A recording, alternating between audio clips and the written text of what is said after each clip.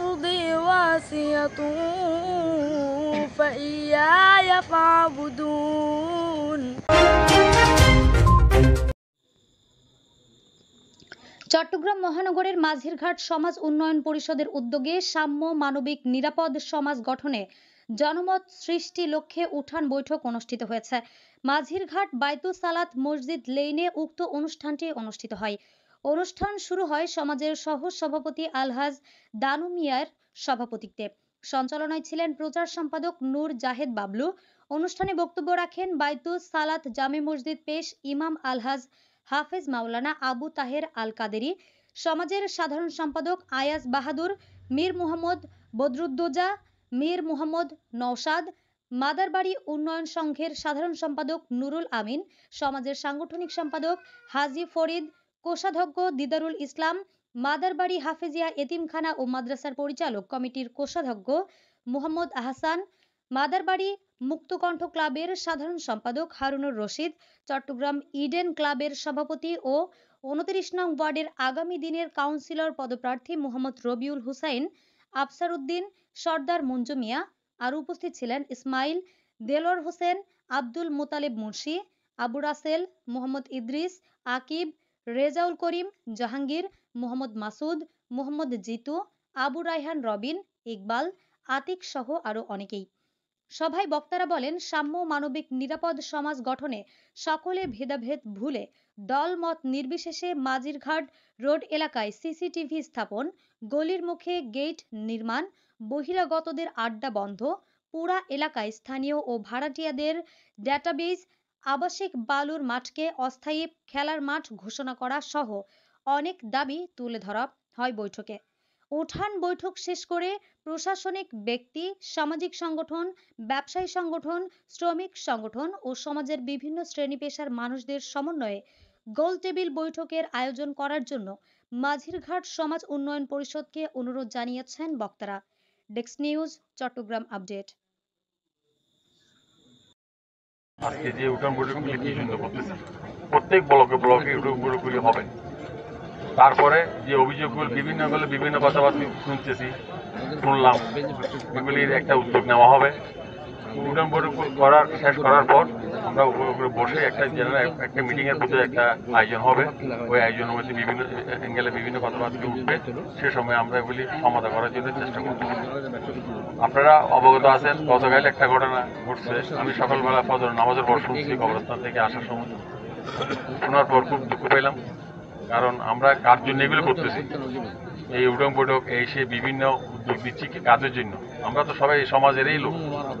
সুতরাং আমি বলবো আমাদের সেক্রেটারি সাহেব আছে আইজ বাহাদুর, এই যে ব্লক সর্দারগুলিকে একটু প্রায়োরিটি দেওয়ার জন্য, কারণ ওদের থেকে আমরা অনেক কিছু তথ্য পাবো।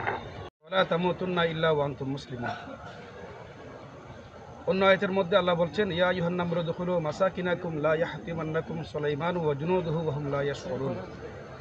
এই দুটি আয়াতের তরজমা এবং প্রাসঙ্গিক আলোচনা করে আমি আমার বক্তব্য ইতি টানব। বলছেন, কুল্লুকুম রাইন ওয়া কুল্লুকুম মাসউলিন আন রাইয়া। তোমরা সকলেই দায়িত্বশীল, প্রত্যেককে তার অধীনস্থ ব্যাপারে আল্লাহ তাআলা জিজ্ঞাসা করবেন। সরকার জনগণের জন্য দায়িত্বশীল।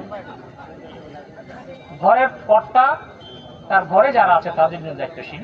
ঘরের কর্ত্রী তার অধীনে যে কর্তার সন্তান এবং সম্পদ এগুলোর দায়িত্বশীল।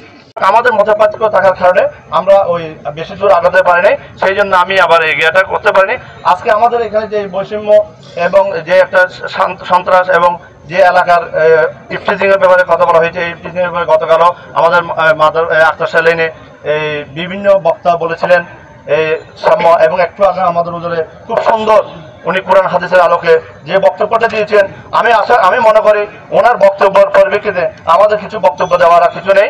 আমি আপনাদের কাছে বিনীত আহ্বান জানাবো যে আমি আগামীতে 29 নম্বর ওয়ার্ডের আমি আপনাদের একটু সেবা করার সুযোগ চাচ্ছি, এবং আমি আল্লাহ যদি সহায় হয় আমার মনের আশা বাসনা, এবং আমি যদি আমার এই মনের আশা বাসনা পূরণ করতে পারি এবং আমার আল্লাহ যদি পূরণ করে, আমি ইনশাল্লাহ আপনাদের পাশে থেকে, এই মাঝিরঘাট সমাজ উন্নয়নের পাশে থেকে আমি আপনাদের সেবায় কাজ করে যাব, এই আশা ব্যক্ত করে বসে সবাই মিলেমিশে সিদ্ধান্ত নেব মূল কথা হচ্ছে আমাদেরকে একতাই বল, একতাই শক্তি, এটা মেনে চলতে হবে।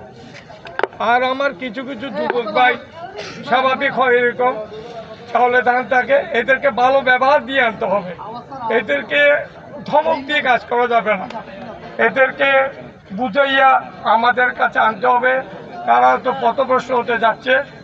আর প্রতিটি পিতামাতা সন্তানের প্রতি টেক কেয়ার করতে হবে, আর ধর্মীয় শিক্ষার দিকে নজর দিতে হবে।